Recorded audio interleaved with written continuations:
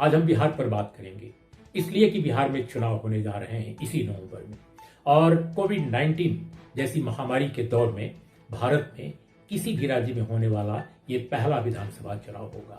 इसलिए इस चुनाव को ऐतिहासिक रूप से मैं समझता हूं कि याद किया जाएगा। ये भी देखा जाएगा कि इस चुनाव में मतदान कैसा होता है, हालात क्या बनते हैं और प्रशासन और खासकर निर्वाचन आयोग कैसे स्थितियों से डील करता है, उनको कैसे एड्रेस करता है। लेकिन आज हम प्रशासनिक तैयारी के मुकाबले राजनीतिक विषय पर ज्यादा बात करेंगे कि समीकरण क्या है। दोस्तों, 2015 में इसके पहले विधानसभा चुनाव हुआ था और बिहार विधानसभा के उस चुनाव में हम सब जानते हैं कि नरेंद्र मोदी जी सत्ता में आसीन हो चुके थे केंद्र की, और बहुत ताकत के साथ भारतीय जनता पार्टी की केंद्र में सरकार बनी थी 2014 में। लेकिन इसके बावजूद नेतृत्व के आकर्षण और मोदी जी के प्रभामंडल के बावजूद बिहार में चुनाव बीजेपी पूरी तरह हार गई थी।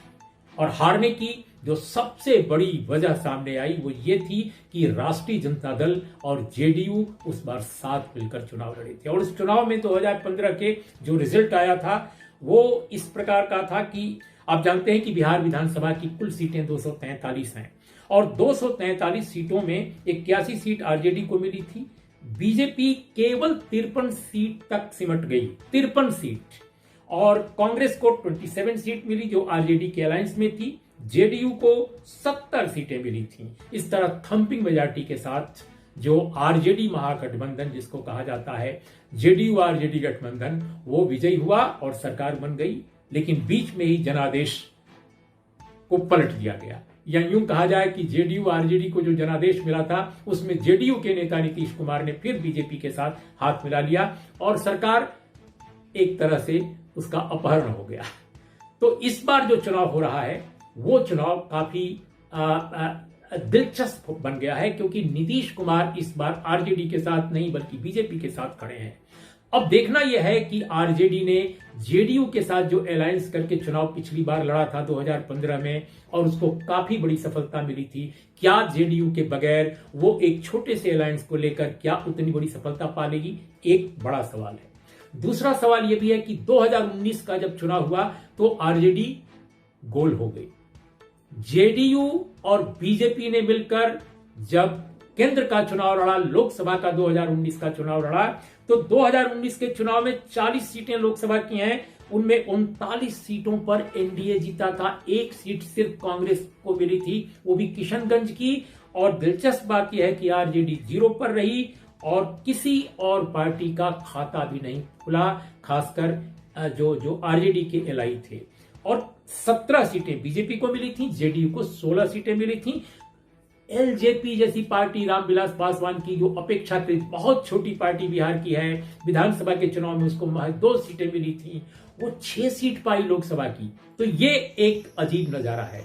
दोस्तों, हम आज यही सवाल उठाएंगे कि क्या बिहार विधानसभा के इस चुनाव में लालू प्रसाद यादव के बगैर, क्योंकि वो जेल में हैं, उनकी पार्टी क्या एक विपक्षी महागठबंधन को लीड करने में वाकई सक्षम है?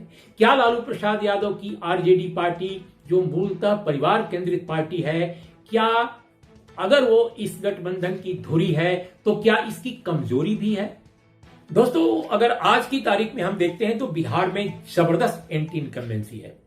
जेडीयू बीजेपी की सरकार के खिलाफ अगर देखा जाए तो महामारी को लेकर जिस तरह से इस कोरोना महामारी में सरकार की परफॉर्मेंस है, अस्पतालों की जो बेहाली है और जिस तरह से टेस्टिंग, बिल्कुल ऐसा लगता है कि बिहार इंटरेस्टेड ही नहीं है, चाहे क्वारंटीन का मसला हो या टेस्टिंग का मसला हो, कहीं भी। और बाढ़ की विभीषिका, इसके अलावा बेकारी, बेइंतहा बेकारी, और जो चौथी बात जो सबसे महत्वपूर्ण दिखाई दे रही है बहुत सारे शहरी इलाकों में, कानून व्यवस्था की हालत। आप मुजफ्फरपुर का हो हालत, चाहे वो पटना की हो, गया की हो, किसी भी शहर में चले जाइए, अपराध तो इस तरह से बढ़े हैं कि जिसकी कल्पना भी नहीं की जा सकती।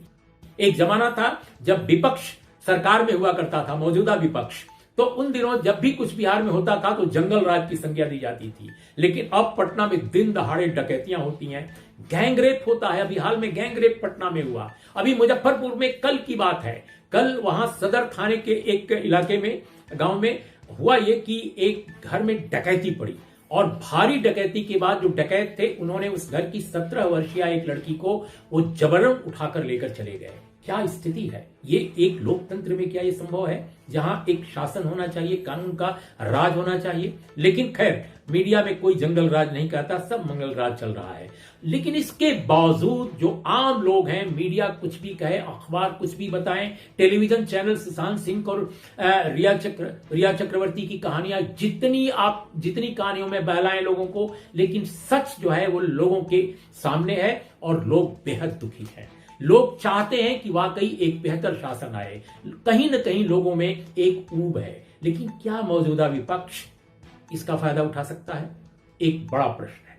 मैंने पहले ही आपसे कहा कि इस मौजूदा विपक्षी गठबंधन की अगर सबसे बड़ी कोई ताकत है तो वो है राष्ट्रीय जनता दल, जिसके पास सबसे बड़ा जनाधार माना जाता है, जितने विपक्षी कंस्टिट्यूएंट्स हैं, घटक हैं, जितनी पार्टियां हैं उनमें। लेकिन जो सबसे बड़ी ताकत है, जो इस गठबंधन की धुरी है, वही विपक्ष की सबसे बड़ी कमजोरी भी है। अब आप कहेंगे कि ये क्या पहेली आप सुना रहे हैं? मैं ये पहेली नहीं, ये सच है। लालू प्रसाद यादव जो इस पार्टी के मुखिया हैं, जो जेल में हैं, उनकी पार्टी में इन दिनों उनके परिवार के 3-4 लोग जो हैं सब भारी नेता हैं। और उसमें लालू प्रसाद ने अपनी पार्टी के सबसे बड़े एक यूं कहा जाए ओहदेदार कह लीजिए या अपना उत्तराधिकारी कह लीजिए, मुखड़ा कह लीजिए अपनी पार्टी का, वो अपने छोटे बेटे को बनाया है, तेजस्वी यादव को, और वही बताया जाता है कि मुख्यमंत्री पद के उम्मीदवार होंगे। लेकिन जो उनके बड़े पुत्र हैं वो तमाम तरह की जो उनकी नौटंकी बाजियां हैं, राजनीतिक जो उनकी अजीब तरह की एक हरकतें हैं राजनीति में, प्रशासन में जब वो थे, खासकर हेल्थ मिनिस्टर थे, उस वक्त जो उनकी गतिविधियां थी, उसको लेकर वहां के बिहार के समाज में बहुत निगेटिव ओपिनियन है। उनकी बेटी राज्यसभा की मेंबर है, उनकी पत्नी स्वयं मुख्यमंत्री रह चुकी हैं, वो स्वयं एक हाउस में है।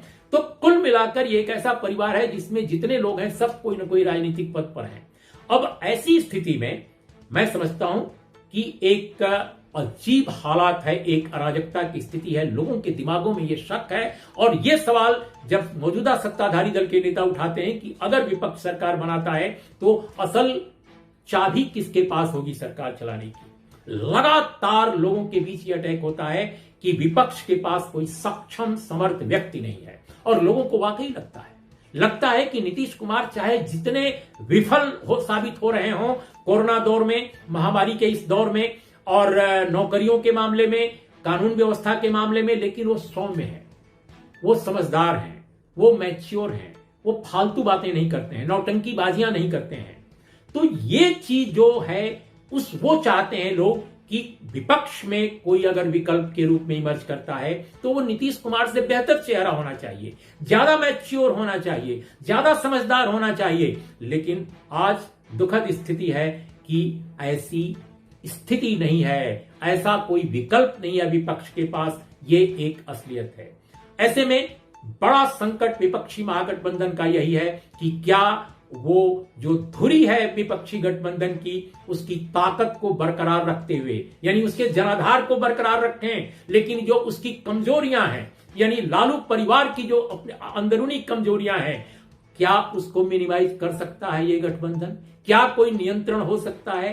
क्या इस गठबंधन के जो चेहरे हैं अपेक्षाकृत संजीदा माने जाते हैं, तेजस्वी यादव, क्या वो अपने परिवार को कंट्रोल कर सकते हैं? समझदारी के साथ कोई इनिशिएटिव ले सकते हैं जिससे परिवार का एक ऐसा चेहरा सामने आवे, एक ऐसी राजनीति सामने आवे जिसमें लोगों को भरोसा हो? मुझे लगता है कि ये बड़ा प्रश्नवाचक चिन्ह है। और पिछले दिनों दिखा भी, रघुवंश प्रसाद सिंह जैसे नेता दुखी हैं और हाल में जब राज्यसभा के चुनाव हुए तो प्रेमचंद गुप्ता और एडी सिंह जैसे दो बाहरी लोगों को एक तरह से जो बाहरी इसलिए मैं कह रहा हूं कि एक तो प्रेमचंद गुप्ता बिहार के नहीं है, एडी सिंह बिहार के जरूर हैं, लेकिन वो एक व्यवसायी हैं और इसके पहले आरजेडी में उनको किसी ने देखा नहीं। इन लोगों को राज्यसभा में भेजा गया।